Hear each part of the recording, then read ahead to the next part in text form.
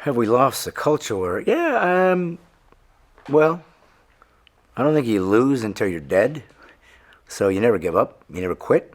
But certainly, Western culture and what got it where it became so important, where it created such freedom, such benefits, such diversity, unlike any other culture and history, all based on the Judeo-Christian ethic that is the West. That idea, that honor of that tradition is gone for sure. We see it. I guess that ball's been rolling quite a while down the hill, and it seems like it's really picking up steam now, and it's getting towards the end. Because now we have a complete party in the United States that's saying, if 2 seconds before that baby is born, you can kill it, or actually even if it's born, kill it if you don't want it. I mean, they wouldn't have said that 3 years ago. To say that there's certain perspectives that people see themselves that you have to acknowledge, even if you don't think it's scientifically true, or even if you just don't buy into it. And to be told you're forbidden to do that, I mean, it's post-truth. I mean, that's what I've been fighting for my whole career. If I have any reason why I'm not the biggest, baddest Christian comedian of all time, it's because I was called to do something more than just laughs. And I didn't know that, trust me. I just wanted to be a comedian. I had my little moment in the sun where I was the top, biggest, you gotta be kidding me guy. God gave me some really amazing opportunities in media, some huge things. New Yorker article was pretty fantastic. A lot of mainstream television and things that was secular was given to me. So I had my place, where I was the biggest gun in town. But very shortly after that, God made it very clear that you're doing something else for me. I own your funny. It's mine. And I didn't ask you where to go. I asked you, will you go? And you said yes. And when God calls you to something and you say yes, it's like being made in the mafia. God uses you until he kills you. There's no way out. And I ran from my calling. I did not know, I really didn't really understand the depth of what God was doing in my life, that I wasn't just to be a comic, I was in ministry, that he had called me years ago, 25 years ago. When I first started working in churches, before all these other guys showed up. There was only a couple of guys when I started. I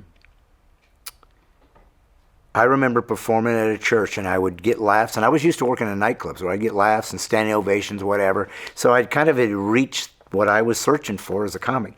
And I'd go into church, I'd get laughs, but then I'd talk about things about my faith, about my country, about the culture. And I'd see them stop laughing and just lock in, like I was giving them revelation or something deeper. And I just remember thinking, this is who I am. That's the only way I know how to describe it. This is who I am. I'm supposed to do this. And I told my wife, 25 years ago, I don't know what this means, because I just want to be a comic, but I think I'm supposed to be in ministry. And she's like, no, that's not what we signed up for. I was a comedian's wife. And so I believe that was the beginning. And God had a lot of work to do for me on my journey of refining me to the kind of man he needed me to be prepared for this season in America and what I was to do. But I'm telling you something. When God calls you to something and you try to flee, He drops the hammer.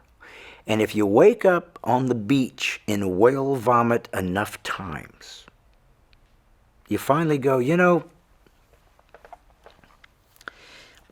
maybe I'll head to Nineveh. Because I was called to Nineveh. I was called by God to be a prophet to the United States and to be a missionary to America. Is that the most ridiculous thing you have ever heard? I'm a comedian. And God said, you are what I tell you you are. Your gift is not comedy, says God. Your gift is communication. I've given you the gift of communicating. The comedy is the flavor it comes in. But your gift is prophetic, saying hard things to the church and to the culture, and it's culturally and Judeo-Christian social commentary centric. You're talking about how God sees the world, and you're going to describe that through comedy or through other means of communication, whether it's acting, I've been in many films, whether it's documentaries, whether it's book writing, whether it's this new television show, this odd, unorthodox, sort of backdoor approach to the gospel, to the culture, is my ministry.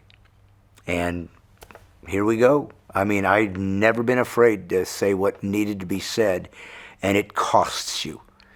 But I also know there's an uprising of Christians in this country, small group, that are ready to say, okay, it's time to fight. No more games, no more posing, because there's too many churchgoers in America, and there's not enough Christians. Because Christianity comes with a price, and most Christian Americans don't want to pay it.